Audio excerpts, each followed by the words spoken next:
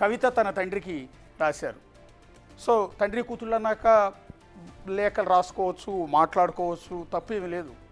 కానీ ఇందులో అనేక కీలకమైన అంశాలను ప్రస్తావించారు. తాను డైరెక్ట్గా తన తండ్రి కేసీఆర్కి చెప్పలేక ఈ విధంగా లేఖ రూపంలో తన అక్షరాల రూపంలో తెలియజెప్పే ప్రయత్నం చేశారు. పర్టికులర్గా బీఆర్ఎస్ పార్టీకి సంబంధించి బీఆర్ఎస్ పార్టీలో జరుగుతున్న తప్పుల గురించి, బీఆర్ఎస్ పార్టీ మీద తెలంగాణలో జరుగుతున్న ప్రచారం గురించి పర్టికులర్గా ఇక్కడ అనేక అంశాలను కవిత ప్రస్తావించారు. అందువల్లే ఈ లెటర్ అనేది అత్యంత కీలకమవుతోంది. ఈ నెలలో 2వ తేదీ రాసిన లేఖ, అంటే బీఆర్ఎస్ ఆవిర్భావ సభ ఎలకతుర్తిలో జరిగింది. అది జరిగిన తర్వాత ఈ లేఖను రాశారు. ఆ సభ గురించే ప్రధానంగా ప్రస్తావించారు. సభలో కేసీఆర్ మాట్లాడిన తీరు కావచ్చు, సభలో ప్లస్ పాయింట్ల గురించి, పార్టీకి సంబంధించిన ప్లస్ పాయింట్ల గురించి ప్రస్తావిస్తూనే నెగిటివ్ పాయింట్స్ని కూడా ప్రస్తావించారు. ఆ నెగిటివ్ పాయింట్స్ అనేది అత్యంత కీలకమవుతోంది. కేసీఆర్ కుమార్తె స్వయంగా తన పార్టీలో ఉన్న లోపాలని ఎత్తి చూపే ప్రయత్నం చేయడం. గత కొద్ది కాలంగా కవిత పార్టీ పైన అసంతృప్తిగా ఉన్నారన్న ప్రచారం కూడా జరుగుతోంది. పర్టికులర్గా లిక్కర్ కేసులో అరెస్ట్ అయ్యి బయటకు వచ్చినప్పటి నుంచి ఆవిడ పార్టీ కంటి ముట్టనట్టుగానే ఉంటున్నారు. పార్టీ వర్గాలు కూడా ఆవిడని పక్కన పెట్టాయన్న ప్రచారం విపరీతంగా జరుగుతుంది. రీసెంట్గా ఆవిడ ఒక మీటింగ్లో కూడా, ఒక చిట్ చాట్లో కూడా తన అసంతృప్తి మొత్తాన్ని కూడా వ్యక్తం చేసే ప్రయత్నం చేశారు. అదే క్రమంలో ఆవిడ కొత్తగా పార్టీ పెడుతున్నారంటూ కొంతమంది విపరీతంగా ప్రచారం కూడా చేశారు. దాన్ని బిగ్ టీవీ అయితే ధృవీకరించట్లేదు, ప్రచారం మాత్రమే. సో ఇప్పుడు ఈ లేఖ గురించి మనం డిస్కస్ చేద్దాం. ఒకసారి లేఖలో చాలా కీలకమైన అంశాలు ఉన్నాయి. అందులో ప్లస్ పాయింట్లు, ఆవిడ రాసిన ప్లస్ పాయింట్లు, ఆవిడ రాసిన నెగిటివ్ పాయింట్లు, రెండింటి గురించి కూడా డిస్కస్ చేద్దాం. కేవలం అందులో ఉన్న నెగిటివ్ పాయింట్స్ గురించి మాత్రమే మనం ఇక్కడ ప్రస్తావించదలుచుకోలేదు. నాతో పాటు ఇన్పుట్ ఎడిటర్ పవన్ కూడా జాయిన్ అవుతారు. Please come Pawan. ఒకసారి ఈ లెటర్లో డాడీతో స్టార్ట్ చేశారు కవిత. మీరు ఒకసారి చూస్తే, daddy congratulations on the success of the meeting. కొన్ని విషయాలు నా దృష్టికి వచ్చాయి, మీతో షేర్ చేస్తున్నాను. ముందుగా లెటర్ చదువుతాను మీకు. లెటర్ చదివిన తర్వాత ఈ లెటర్ మాకు ఎలా వచ్చింది, ఈ లెటర్ కవిత రాసిందేనా కాదా, ఆమె దస్తూరియేనా, లేకపోతే బిగ్ టీవీ క్రియేట్ చేసిందా, ఇలాంటి మీ డౌట్స్ అన్నీ కూడా మీకు రావచ్చు. అన్నిటిని కూడా మా పవన్ దాన్ని క్లారిఫై చేస్తారు. దానికి ముందు రాసిన లెటర్ మీకు ఒకసారి చదువుతాను. 6 పేజీల లెటర్. కొన్ని విషయాలు నా దృష్టికి వచ్చాయి, మీతో షేర్ చేస్తున్నాను. ఇందులో పాజిటివ్ ఫీడ్బ్యాక్ ఆవిడ క్లియర్గా మెన్షన్ చేశారు. Positive feedback, negative feedback. ఒకటి, వరంగల్లో జరిగిన, ఎలకతుర్తిలో జరిగిన మీటింగ్, బహుశా బీఆర్ఎస్ ఆవిర్భావ సభ జరిగింది, చాలా పెద్ద ఎత్తునే జరిగింది. కేసీఆర్ ప్రసంగం అద్భుతమైన రీతిలో పార్టీలో ఉన్న కష్ట నష్టాల గురించి మొత్తం చెప్పుకున్నారు, పార్టీ సక్సెస్ గురించి చెప్పుకున్నారు, 10 ఏళ్ల పాలన గురించి చెప్పుకున్నారు, అన్నీ బాగానే ఉన్నాయి. దాని గురించే పాజిటివ్ ఫీడ్బ్యాక్ రాశారు. అందులో cadres morale is high, okay. Cadre stayed until the end and listen to your speech with attention, okay. కార్యకర్తలంతా కూడా చాలా ఇంట్రెస్టింగ్గా విన్నారు. మీరు ఆపరేషన్ కగారు మీద మాట్లాడటం చాలామందికి నచ్చింది, ఓకే. ఆపరేషన్ ఛత్తీస్గఢ్లో జరుగుతున్న ఆపరేషన్ కగారు గురించి పర్టికులర్గా ఆ రోజు కేసీఆర్ మాట్లాడి దాన్ని కూడా ఆవిడ అప్రిషియేట్ చేశారు, మన పొరుగు రాష్ట్రం కాబట్టి. అండ్ నెక్స్ట్ ఇక్కడ ఒకసారి చూస్తే, కాంగ్రెస్ ఫెయిల్, మీరు చెప్పిన తీరు చాలా బాగుందని అనుకుంటున్నారు, ఓకే. కాంగ్రెస్ ప్రభుత్వం ఫెయిల్ అయిందన్న అంశాన్ని ఆ రోజు కేసీఆర్ ప్రస్తావించారు కాబట్టి ఆ పాయింట్ కూడా ప్రస్తావించారు. పెహల్గాం అమరవీరులకు మౌనం బాగుంది. పర్సనల్గా మీరు రేవంత్ రెడ్డి పేరు, ఒకసారి నెక్స్ట్ లెటర్. పర్సనల్గా మీరు, నెక్స్ట్ పేజ్, పర్సనల్గా మీరు రేవంత్ రెడ్డి పేరు తీసి తిట్టకపోవటం చాలామందికి నచ్చిన అంశం. ఆయన మిమ్మల్ని రోజు క్రిటిసైజ్ చేస్తున్నా కూడా మీరు హుందాగా ఉన్నారు అని ఫీడ్బ్యాక్ వచ్చింది, ఓకే. తెలంగాణ అంటే బీఆర్ఎస్, తెలంగాణ అంటే కేసీఆర్ అని మీరు బలంగా చెప్తారని చాలామంది అనుకుంటున్నారు. తెలంగాణ తల్లి విగ్రహం మార్చడం, తెలంగాణ గీతం విషయంలో మీరు మెన్షన్ చేస్తారని ఎదురు చూశారు. ఓవరాల్గా ఇంకొంచెం పంచి ఎక్స్పెక్ట్ చేశారు. But cadre and leaders are satisfied with the meeting, okay. Daddy, పోలీస్కు వార్నింగ్ కూడా వెల్ రిసీవ్డ్, ఓకే. నెక్స్ట్, ఇవన్నీ కూడా పాజిటివ్ పాయింట్స్ అన్నీ. ఇక నెగిటివ్ ఫీడ్బ్యాక్ ఇప్పుడు మనం డిస్కస్ చేయాల్సింది ఏంటంటే, అతి వివాదాస్పదమైంది తమ సొంత పార్టీలో ఉన్న లోటుపాట్ల గురించి కవిత, బహుశా పార్టీలో ఆవిడికి పెద్ద హోదా అంటూ పర్టికులర్గా ఏది లేనట్టుంది, అయినా కూడా పార్టీలో జరుగుతున్న కొన్ని తప్పులను ప్రస్తావించే ప్రయత్నం ఇక్కడ కవిత చేశారు. నెగిటివ్ ఫీడ్బ్యాక్ అని ఆవిడే రాశారు. ఇక్కడ పాజిటివ్ ఫీడ్బ్యాక్, నెగిటివ్ ఫీడ్బ్యాక్. అందులో ఒకటి, ఉర్దూలో మీరు మాట్లాడకపోవటం. కేసీఆర్ ఉర్దూలో కూడా మాట్లాడుంటే బాగుండేది, తప్పేమీ లేదు. తర్వాత వక్ఫ్ బిల్ మీద మీరు మాట్లాడకపోవటం. రీసెంట్గా వక్ఫ్ బిల్ అనేది పార్లమెంట్లో పాస్ చేశారు. సో దాని గురించి దేశవ్యాప్తంగా కొంత వివాదం జరిగింది. బీజేపీ ఏతర పార్టీలు అధికారంలో ఉన్న రాష్ట్రాల్లో ఆందోళన జరిగేదాన్ని వ్యతిరేకిస్తూ చాలామంది ఖండించారు వక్ఫ్ బిల్ని. సో అదంతా కూడా ఇంత వివాదం దేశవ్యాప్తంగా నడుస్తుంటే అది కూడా బీజేపీకి వ్యతిరేకం. బీజేపీ ముస్లింలకు వ్యతిరేకంగా తీసుకొచ్చిన వక్ఫ్ బిల్లు మీద మీరు మాట్లాడకపోవటం బాధాకరం. రెండోది బీసీ 42% అంశాన్ని మీరు విస్మరించారు, అంతేనా? బీసీలకు 42% అంశం విస్మరించారు. ఎస్సీ వర్గీకరణ అంశం మీద మాట్లాడకపోవటం, ఎస్సీ వర్గీకరణ మీద కూడా కేసీఆర్ ఆ రోజు మాట్లాడలా. బీసీ 42% రిజర్వేషన్ అంశం మీద కూడా మాట్లాడలేదు, దాన్ని మీరు విస్మరించారు. అండ్ దెన్ వక్ఫ్ బిల్ మీద మాట్లాడకపోవటం. ఇంత పెద్ద మీటింగ్కు మళ్ళీ పాత ఇన్ఛార్జెస్ను ఇవ్వడంలో వాళ్ళు పాత పద్ధతిలో తెలంగాణ ఉద్యమకారులకు సదుపాయాలు కల్పించలేదని ఫీడ్బ్యాక్ కొన్ని కాన్స్టిట్యున్సీల్లో వచ్చింది. ఇంత పెద్ద మీటింగ్ జరిగినప్పుడు మళ్ళీ పాత ఇన్ఛార్జెస్కు ఇన్ఛార్జెస్ను ఇవ్వడంతో ఉద్యమకాలం నాటి నుంచి ఉన్న నాయకులకు సరైన ప్రాధాన్యత దక్కలేదంటూ అక్కడ కొన్ని కాన్స్టిట్యున్సీలో ఫీడ్బ్యాక్ వచ్చింది. మళ్ళీ పాత ఇన్ఛార్జీలకే లోకల్ బాడీస్ ఎలక్షన్లో బీఫామ్స్ పార్టీ ఇస్తుంది అని ఇన్ఛార్జీలు చెప్పుకుంటున్నట్టు కొన్ని దగ్గర నుంచి తెలిసింది. ఇది చాలా క్లియర్గా మనం డిస్కస్ చేద్దాం. ఒకసారి లెటర్ చదివిన తర్వాత డిస్కస్ చేద్దాం. మళ్ళీ పాత ఇన్ఛార్జీలకు ఒకటి మీటింగ్ జరిగినప్పుడు పాత ఇన్ఛార్జెస్కి ఇవ్వడంతో వాళ్ళు పాత పద్ధతిలోనే తెలంగాణ ఉద్యమకారులకు సదుపాయాలు కల్పించడం ఫెయిల్ అయ్యారు. అది మీటింగ్కి సంబంధించి. పార్టీకి సంబంధించి మళ్ళీ పాత ఇన్ఛార్జీలకే లోకల్ బాడీ ఎలక్షన్లో బీఫామ్స్ పార్టీ ఇస్తుంది అని ఇన్ఛార్జీలు చెప్పుకుంటున్నట్టు కొన్ని దగ్గర నుంచి తెలిసింది. లోకల్ బాడీస్లో సర్పంచెస్గా పోటీ చేయాలనుకునే వాళ్ళు రిలాక్స్డ్గా ఉన్నారు. లోకల్ బాడీల్లో సర్పంచెస్గా పోటీ చేయాలనుకునేవాడు రిలాక్స్డ్గా ఉన్నారు. కానీ ఎంపీటీసీ, జడ్పీటీసీ, ఎంపీపీగా ఉండాలనుకునే వాళ్ళు నెక్స్ట్. ఇదంతా నెగిటివ్ ఫీడ్బ్యాక్. లోకల్ బాడీస్లో సర్పంచ్గా పోటీ చేయాలనుకునే రిలాక్స్డ్గానే ఉన్నారు, కానీ జడ్పీటీసీ, ఎంపీటీసీగా పోటీ చేయాలనుకునే వాళ్ళు ఇన్ఛార్జెస్ నుండి కాకుండా రాష్ట్ర పార్టీ నుంచి డైరెక్ట్గా బీఫామ్లు ఇవ్వాలని కోరుతున్నారు.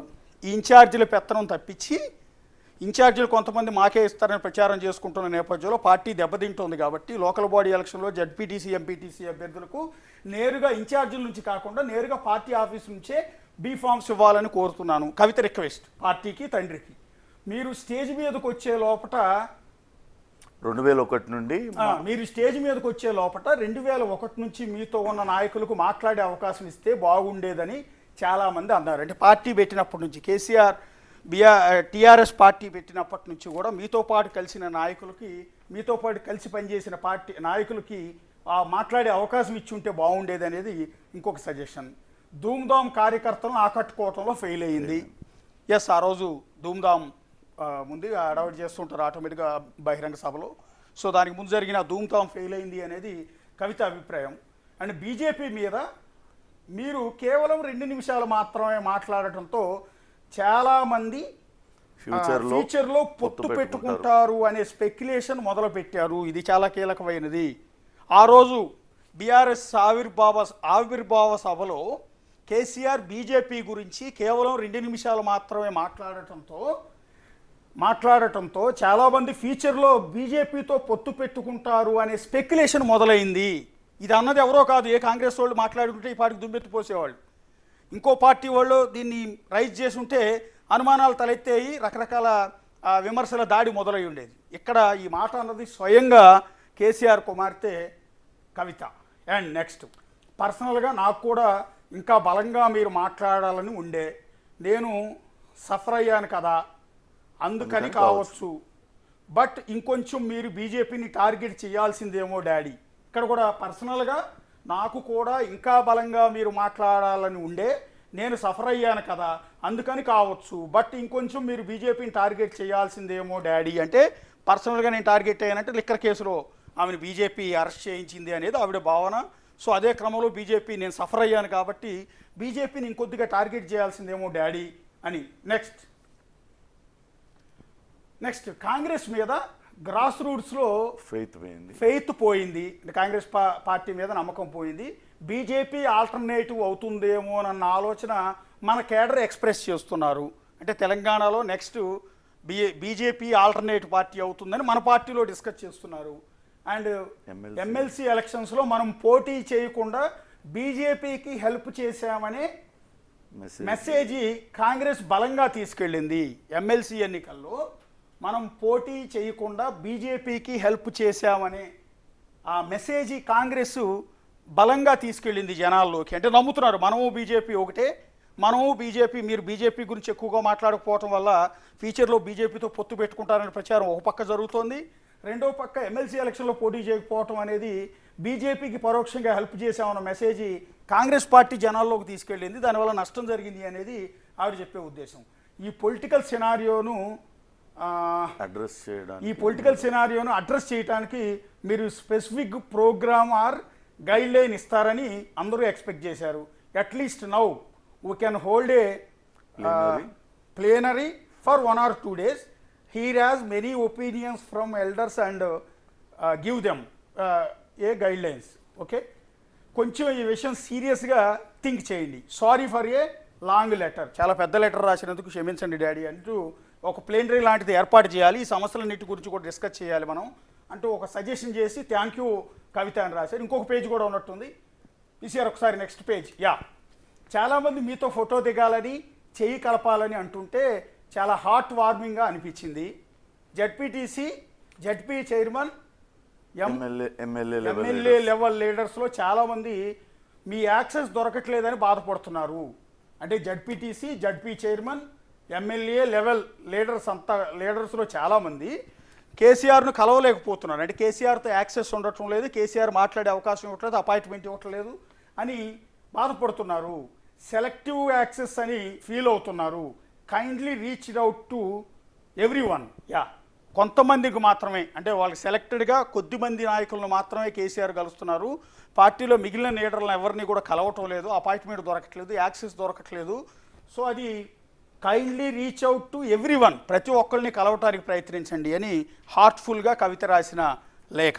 ఇప్పుడు డౌట్స్ కొద్దాం. వ్యూయర్స్కి, టీవీ చూస్తున్న జనం అందరికీ కూడా ఒక డౌట్ వస్తుంది.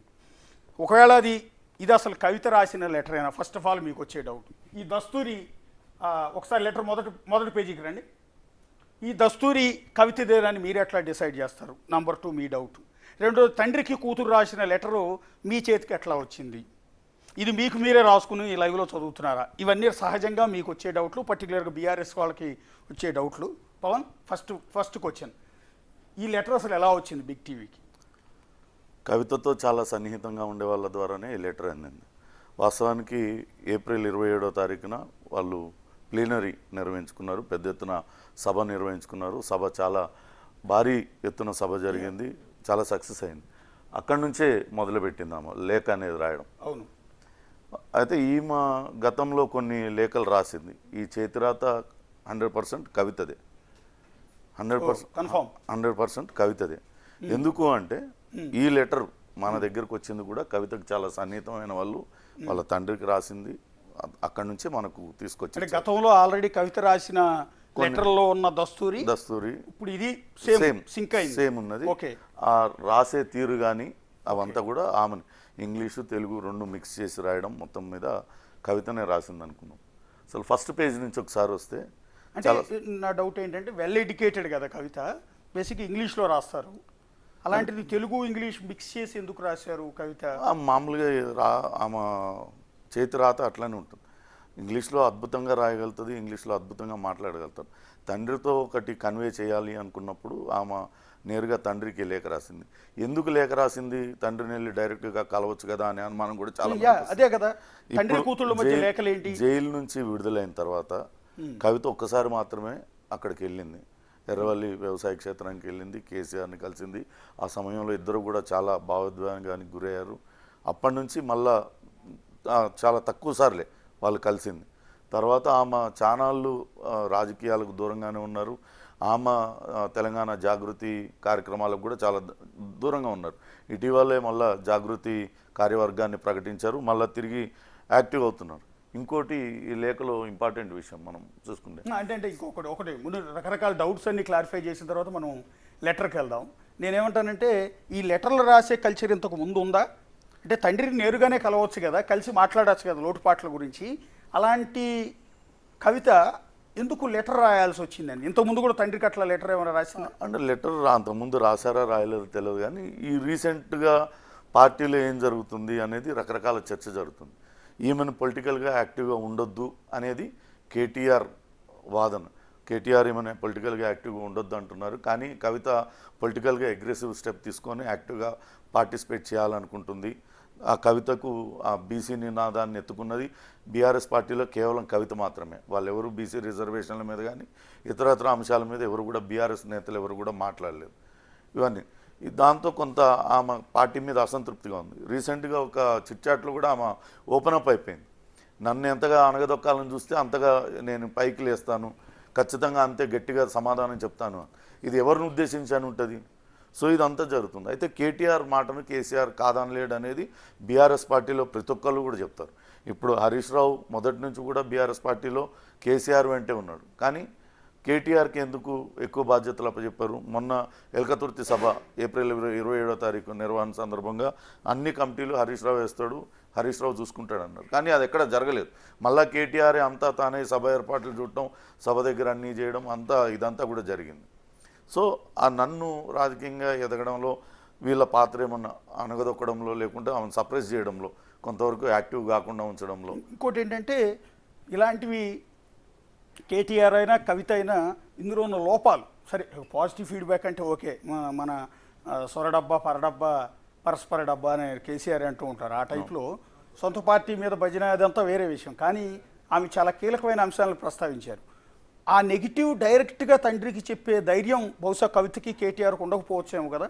ఎప్పుడు కూడా ఏదన్నా నెగిటివ్ చెప్పినా కానీ కేసీఆర్ తీసుకోరు అనేది పార్టీ సీనియర్ నాయకులే చెప్తారు.